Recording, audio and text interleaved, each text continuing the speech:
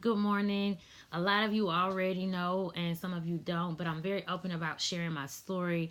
And I believe that sharing your story gives people an opportunity to overcome. So, hearing another person's story and how they overcame also gives you, if not the ammunition, but a little encouragement and inspiration to overcome something that you're dealing with yourself. So, this morning, I wanted to share with you about overcoming my gambling addiction.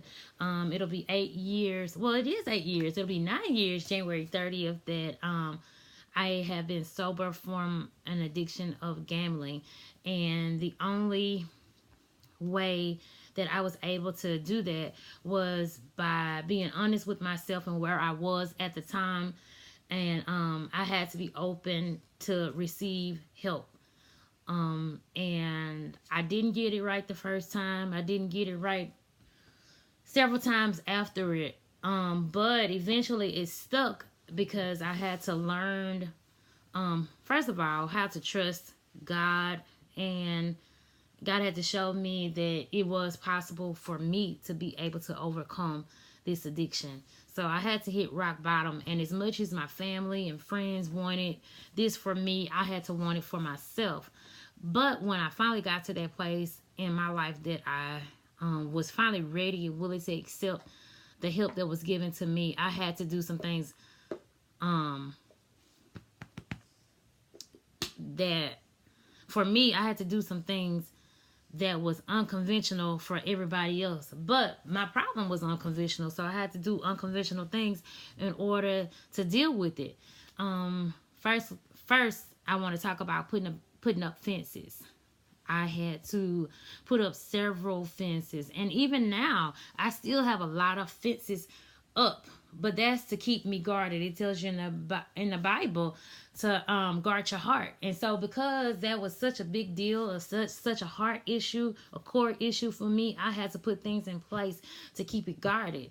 And for one, I had to put up a fence to protect me and to protect my mind from going there. So because I had a gambling addiction for such a long time, whatever I did had to be greater than the thought or the behavior that I was actually doing. So I had to go an extreme in my way of getting out of it, because I knew that if I didn't, I would stay there and I would be stuck there forever. So I had to put up big fences to keep me away, to protect myself from me, because it wasn't everybody else. Even though that stuff may not be a temptation for everybody else, gambling was a huge addiction for me. So I had to do several things. I had to, first of all, I banned myself from the casino, because my fear of being arrested and taken away from my family, taken away of my freedoms that I had on an everyday basis, taking that away from me, put fear into my heart. And I knew that if the thought of me being arrested would help me not to gamble and hurt myself, then that's what I would do. So I banned myself from all casinos. I even had to start changing my route to go different places, so I wouldn't go on the freeway where they had all the big billboards and signs up about let's go to the casino, all that stuff. I had to do stuff like that. Even with TV, I had to stop watching different shows, because it was a trigger for me. It made me want to go gamble, like The Price is Right and Wheel of Fortune, stuff like small stuff like that. I had to do that. I had a support system in place, but my support system still were indulging in these type of things at the time. So as much as they wanted for me to be able to say, no girl, go ahead and watch this show with me, if I knew that it was going to be a commercial about the casinos coming up, I just had to turn the TV off altogether. So now I rarely watch TV, and that just became a habit and stuck with me. I am stronger in that area, but that's just not something that I care to do. That's something that helped me, and it continues to help me along the way. I had to change.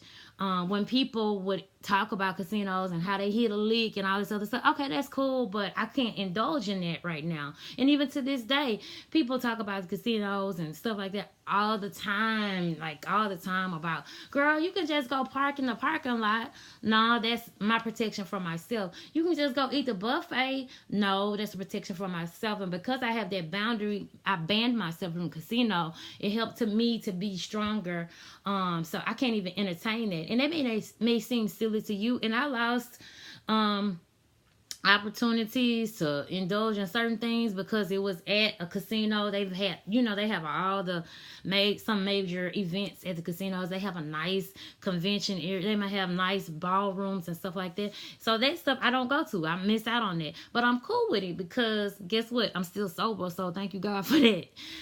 In the same breath, I know that this is something that's going to benefit me in the long run. If there's other balls to go to, there's other events to go to that are not at the casino, I go to those. There are other buffets, even though it may not be what I like. But guess what? Even if there's not other options, you create something.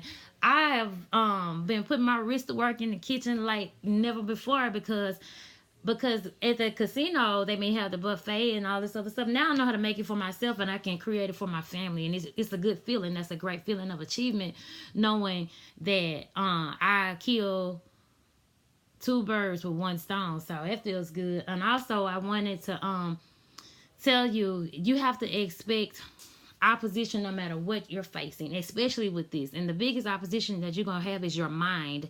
Your mind will tell you, no, you can't. You cannot do this. Yeah, you can do it one day, but that's it.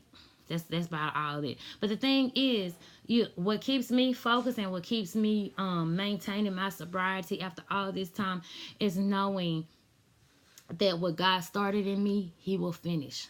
He did this to help somebody else. Even though it benefited me, it benefited my family, somebody else is going to come out of this thing with flying colors because they know that if somebody who's been addicted and have addictive personalities and all these other issues going on with them, if they can come out, so can I.